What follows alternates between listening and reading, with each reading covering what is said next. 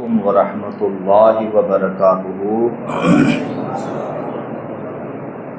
الحمد للہ رب العالمین والعاقبۃ للمتقین والصلاۃ والسلام علی سید الاشرف الانبیاء والمرسلین وعلی آلہ واصحابہ اجمعین، اما بعد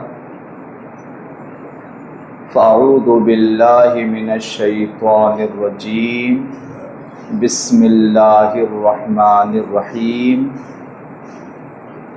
واتخذ اللہ ابراہیم خلیلا، آمنت باللہ، صدق اللہ العظیم۔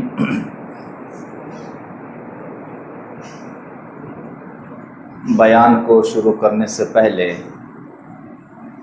برکت کے لیے اور اللہ کی رحمتوں کے نزول کے لیے آئیے ہم اور آپ سب مل کر ہمارے پیارے آقا تاجدار کون و مکان سید الانس والجان حبیب رحمان جان ایمان رحمت عالمیان وجہ تخلیق کائنات صلی اللہ تعالی علیہ وسلم کی بارگاہ بےکس پناہ میں محبت کے ساتھ اور ادب و احترام کے ساتھ درود شریف کا ہدیہ پیش فرمائیں۔ اللہم صلی علی سیدنا و مولانا محمد وعلی آلہ سیدنا و مولانا محمد وبارک وسلم، صلاۃ و سلام علیکہ یا سیدی یا حبیبی یا رسول اللہ صلی اللہ تعالی علیہ وسلم۔ گزشتہ جمعہ تک اللہ کے محبوب پیغمبر محبوب رسول حضرت سیدنا صالح علیہ السلام کا سلسلہ، ان کا تذکرہ مکمل ہوا۔ اور کیا ہم جانتے ہیں کہ حضرت صالح علیہ السلام کے بعد معروف نبوت اور معروف رسالت اس دنیا میں کس جلیل القدر پیغمبر کی ہوئی، اور کس اللہ کے محبوب اور پیارے رسول کی رسالت کا سلسلہ اللہ کے حکم سے روئے زمین پر قائم ہوا؟ حضرت صالح علیہ السلام کے بعد کون سے نبی ہوئے؟ تو قرآنی ترتیب کے مطابق حضرت صالح علیہ السلام کے بعد روئے زمین میں جس جلیل القدر رسول کی رسالت اور جس اللہ کے محبوب پیغمبر کی نبوت کا سلسلہ ہوا، وہ عظیم ذات، عظیم نام، بلکہ ہم تو اس نام کو لینے سے بھی پہلے کیوں نہ ادب اور احترام کی خاطر ہم اور آپ سب مل کر اپنی اپنی زبانوں کا وضو کر لیں۔ تو آئیے، زبانوں کا وضو کیسے ہوتا ہے؟ زبان کا وضو درود شریف پڑھ کر ہوتا ہے۔ درود شریف پڑھ لے، اللہم صلی علی سیدنا و مولانا محمد وعلی آل سیدنا و مولانا محمد وبارک وسلم، صلاۃ و سلام علیکہ یا سیدی یا حبیبی یا آقا یا مولا یا رسول اللہ صلی اللہ تعالی علیہ وسلم۔ اللہ کے اس محبوب رسول کا نام ہے ابو الانبیاء حضرت سیدنا ابراہیم علیہ السلام، یعنی نبوت و رسالت میں حضرت ابراہیم علیہ السلام کا حضرت صالح علیہ السلام کے بعد ترتیب میں آپ کا اسم گرامی، آپ کا نام ہے۔ حضرت ابراہیم علیہ السلام اتنے معروف، اتنے مشہور نبی ہے امت محمدیہ کے لیے، اور اس کی وجہ بھی ہے۔ آپ کو معلوم حضرت ابراہیم علیہ السلام کا تذکرہ قرآن مجید میں کتنی صورتوں میں آیا ہے؟ پہلی چیز تو یہ، اول تو یہ کہ حضرت ابراہیم علیہ السلام کے نام سے ایک مکمل سورت مبارکہ قرآن مجید میں موجود ہے جس کا نام ہی سورہ ابراہیم ہے۔ ایک تو آپ کے نام سے ایک سورہ ہے قرآن میں، سورہ ابراہیم، اور اس کے علاوہ اجمالاً ذکر تو کئی جگہوں پر، کئی صورتوں میں، الگ الگ کئی پاروں میں حضرت ابراہیم علیہ السلام کا اجمالاً ذکر قرآن میں ہے، مگر تفصیلاً ذکر یعنی کہ لمبا چوڑے کئی آیتوں میں تفصیلاً ذکر قرآن مجید کی کتنی صورتوں میں آپ کو معلوم کہ اللہ تعالیٰ نے قرآن کی کتنی صورتوں میں تفصیل کے ساتھ، یعنی شارٹ میں نہیں، تفصیل کے ساتھ قرآن مجید کی کتنی صورتوں میں حضرت ابراہیم علیہ السلام کا تذکرہ فرمایا ہے؟ قرآن مجید کی تقریباً 13 صورتوں میں حضرت ابراہیم علیہ السلام کا تفصیلاً اللہ نے ذکر فرمایا ہے۔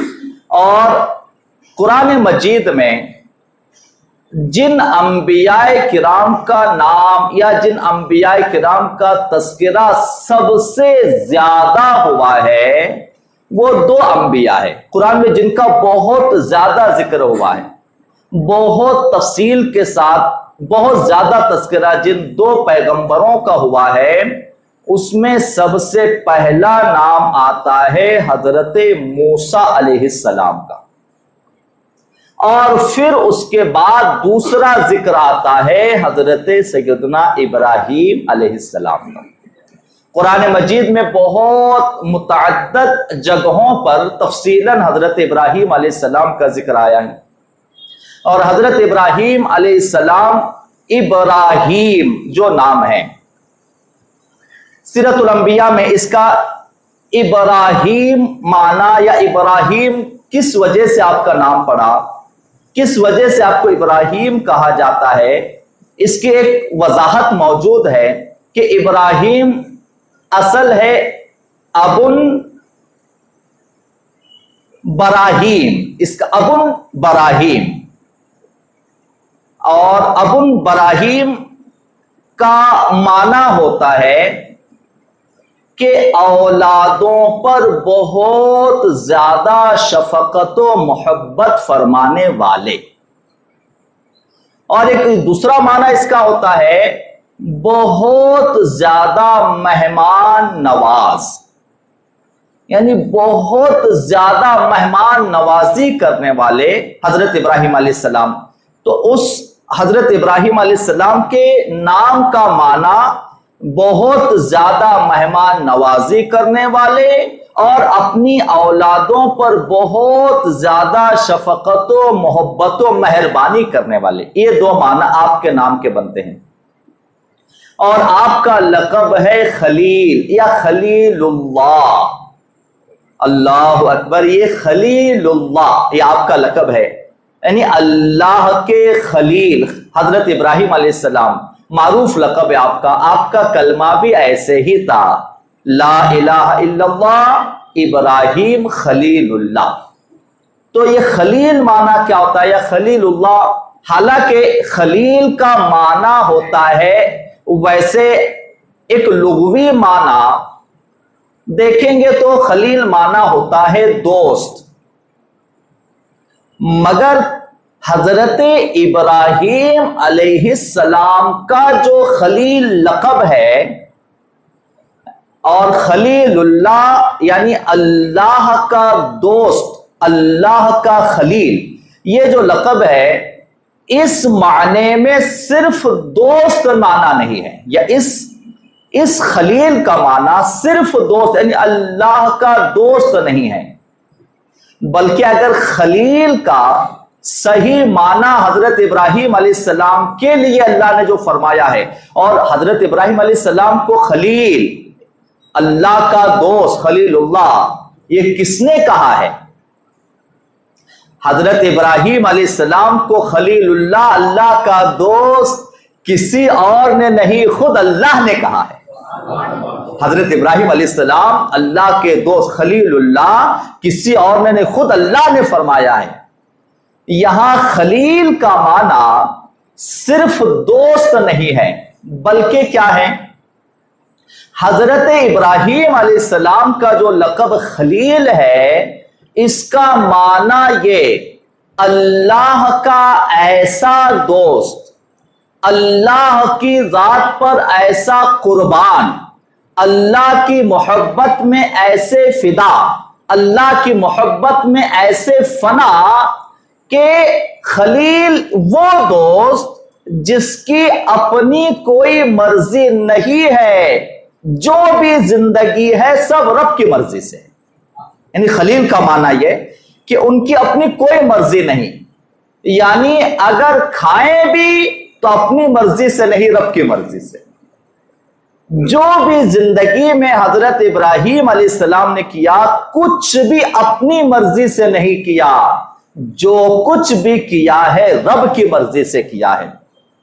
تو اپنی مرضی کو فنا کر کے، اپنی مرضی کو ختم کر کے صرف رب کی مرضی پر، صرف رب کی مرضی چاہنے والے کو خلیل اللہ کہتے ہیں۔ حضرت ابراہیم علیہ السلام کا لقب ہے خلیل اللہ یا خلیل۔ حضرت ابراہیم علیہ السلام جس دور میں پیدا ہوئے، اس دور میں جو ایک اول تو یہ بادشاہ تھا، قرآن میں بھی اس کا تذکرہ موجود ہے، نام نہیں آیا مگر اس کا ذکر ہے۔ حضرت ابراہیم علیہ السلام جس دور میں پیدا ہوئے، اس دور کا بادشاہ تھا، اس کا نام تھا نمرود۔ دو چیزیں حضرت ابراہیم علیہ السلام کے دور میں زیادہ تھی، ایک تو نمرود کا فتنہ۔ نمرود کیسا تھا؟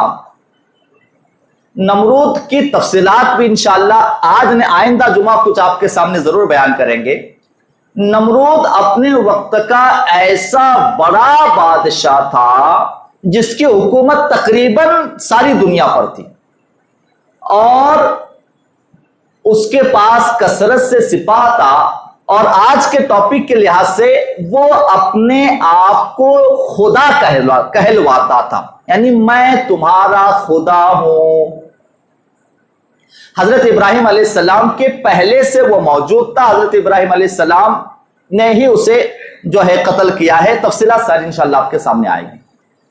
تو نمرود اپنے آپ کو خدا کہلواتا تھا۔ ایک تو نمرود کا فتنہ حضرت ابراہیم علیہ السلام کے دور میں، اور دوسرا بت پرستی کا فتنہ حضرت ابراہیم علیہ السلام کے دور میں تھا۔ حضرت ابراہیم علیہ السلام کی ایک بہت بڑی خوبی اور ہے، آپ کو معلوم حضرت ابراہیم علیہ السلام کی ایک بہت بڑی خوبی، یعنی بہت ہی بڑی خوبی ہے، بہت بڑی خوبی، شاید اس سے بڑی خوبی کیا ہوگی۔ حضرت ابراہیم علیہ السلام کی بہت بڑی، سب سے بڑی، سارے نبیوں میں سب سے بڑی خوبی جو حضرت ابراہیم علیہ السلام کو ملی، آپ جانتے وہ کیا؟ حضرت ابراہیم علیہ السلام کو اللہ تعالیٰ نے وہ خوبی عطا فرمائی، وہ آپ کو وصف اور آپ کو وہ مقام اور مرتبہ عطا فرمایا کہ حضرت ابراہیم علیہ السلام کے پیدا ہونے کے بعد، حضرت ابراہیم علیہ السلام کی نبوت اور رسالت کے بعد، حضرت ابراہیم علیہ السلام کے بعد میں دنیا میں جتنے بھی نبی اور دنیا میں جتنے بھی پیغمبر پیدا ہوئے، سارے کے سارے حضرت ابراہیم علیہ السلام کی اولاد میں ہی پیدا ہوئے۔ دنیا میں جتنے پیغمبر، جتنے نبی ہوئے حضرت ابراہیم علیہ السلام کے بعد، حضرت ابراہیم علیہ السلام کے بعد دنیا میں جتنے بھی نبی ہوئے، پوری دنیا میں جتنے بھی پیغمبر ہوئے، وہ سب حضرت ابراہیم علیہ السلام کی ہی اولاد میں پیدا ہوئے۔ یہاں تک کہ کتنی بڑی خوبی یہ ہے کہ ہمارے پیارے نبی تاجدار مدینہ صلی اللہ تعالی علیہ وسلم بھی حضرت ابراہیم علیہ السلام کی اولاد میں ہی پیدا ہوئے۔ تفصیل آگے اور آئے گی انشاءاللہ۔ حضرت ابراہیم علیہ السلام کو اسی لیے ابو الانبیاء کہا جاتا ہے، یعنی نبیوں کے باپ، ابو الانبیاء۔ جیسے آپ کا خلیل اللہ لقب ہے، اللہ کا عطا کیا ہوا، ایسے ہی آپ کا لقب ابو الانبیاء بھی ہے، یعنی نبیوں کے باپ۔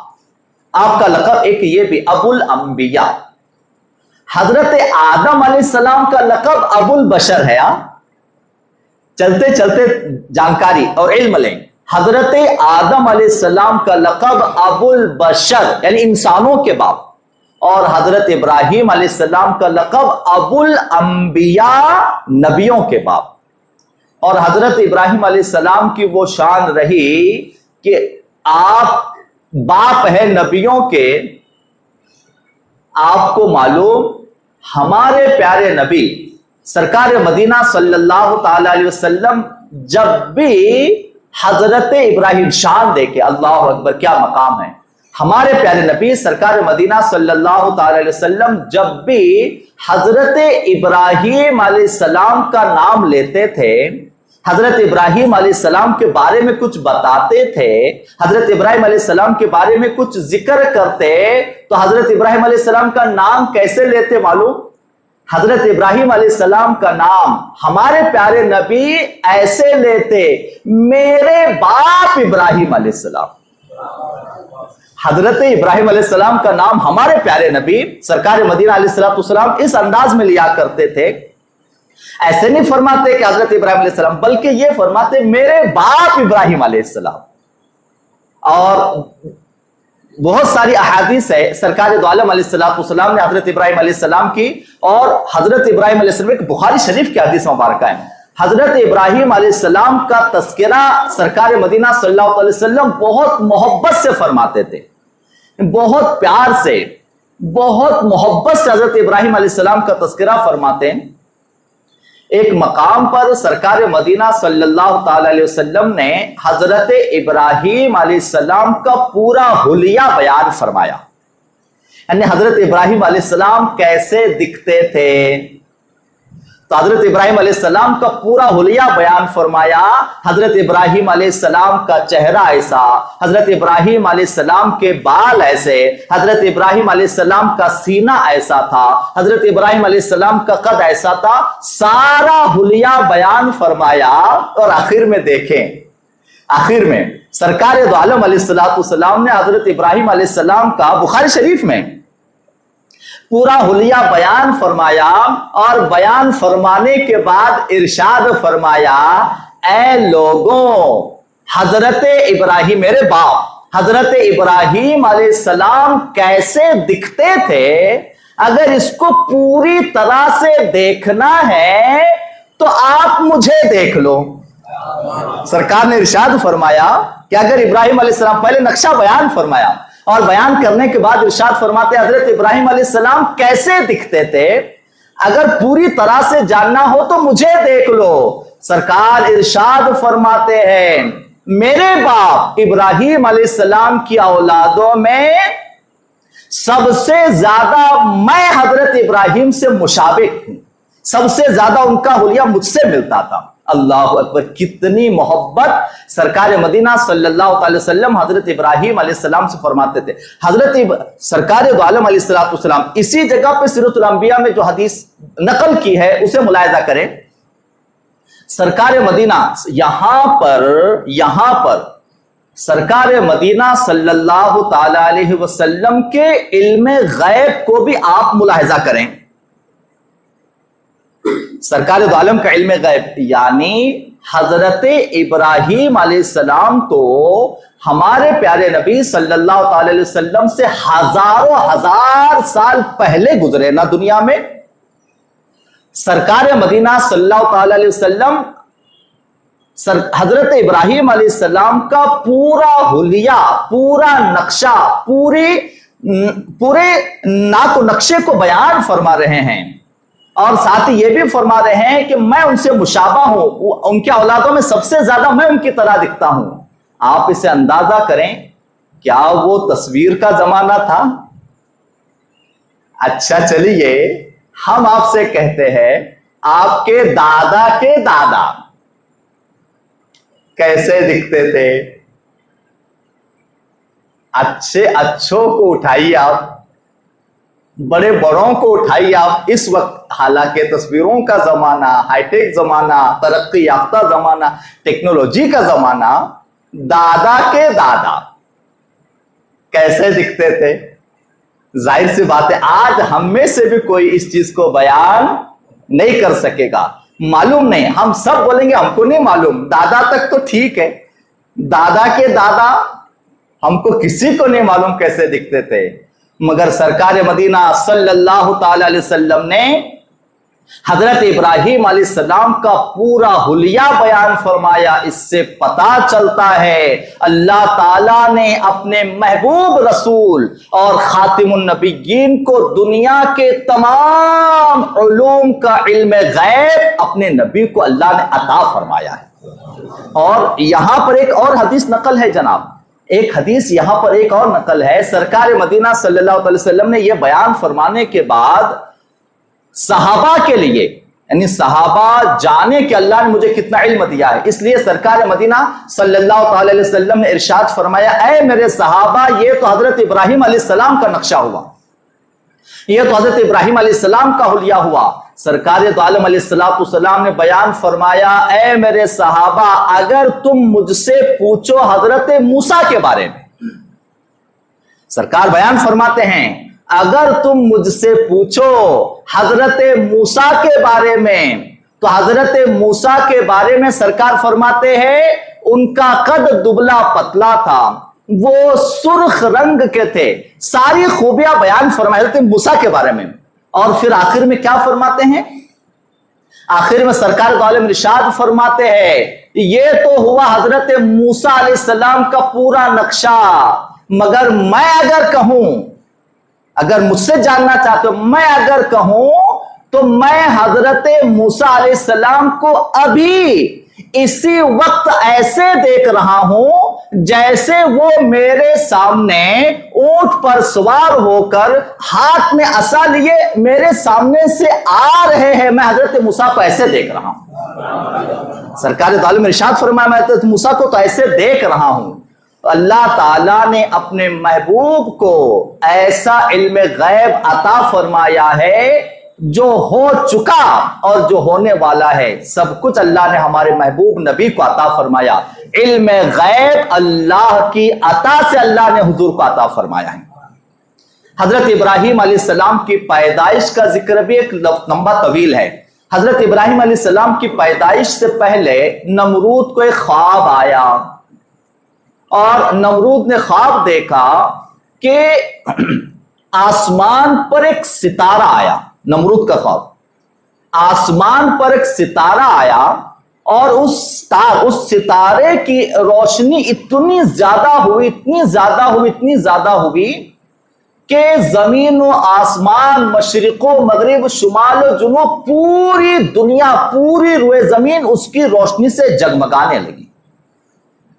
یہ خواب نمرود نے دیکھا، اور نمرود نے خواب دیکھنے کے بعد نجومیوں کو بلایا کہ میں نے یہ خواب دیکھا ہے، اس کی تعبیر بتائیے۔ یہاں پر ہمارے علماء نے نا ایک بہت پیارا لطیف نقطہ لکھا ہوا ہے۔ کیا لکھتے ہیں ہمارے علماء معلوم؟ کہ نمرود خدائی کا دعویٰ کرتا تھا، یعنی کیا کہتا تھا نمرود؟ میں خدا ہوں۔ ہمارے علماء لکھتے ہیں یہ کیسا خدا ہے جو خواب خود دیکھے اور خود کے ہی خواب کی تعبیر اس کو خود پتا نہیں۔ ہمارے علماء لکھتے ہیں لکھتا یہ کیسا خدا ہے جو خود خواب دیکھے اور اس کے خود کے خواب کی تعبیر اس سے خود نہیں پتا، اپنے خواب کی تعبیر کے لیے نجومیوں کو بلاتا ہے۔ ہمارا خدا وہ نہیں جو خود خواب دیکھے اور خود تعبیر پتا نہیں، ہمارا رب تو وہ ہے جو اپنے پاک پیغمبروں کو سچے خواب دکھاتا بھی ہے اور ان خوابوں کی تعبیروں کو سچ بھی فرماتا ہے۔ اس کے آگے کا تذکرہ انشاءاللہ آئندہ جمعہ شروع کیا جائے گا۔ اللہ تبارک و تعالی ہمیں اللہ کے محبوب رسول اور پیغمبروں سے محبت کرنے، ان کا ادب و احترام کرنے کی توفیق عطا فرمائے، ان کا ذکر سننے اور عبرت حاصل کرنے، درس حاصل کر کے ان کی محبت اپنے دل میں رکھنے کی توفیق عطا فرمائے۔ وآخر دعوانا ان الحمد للہ رب العالمین۔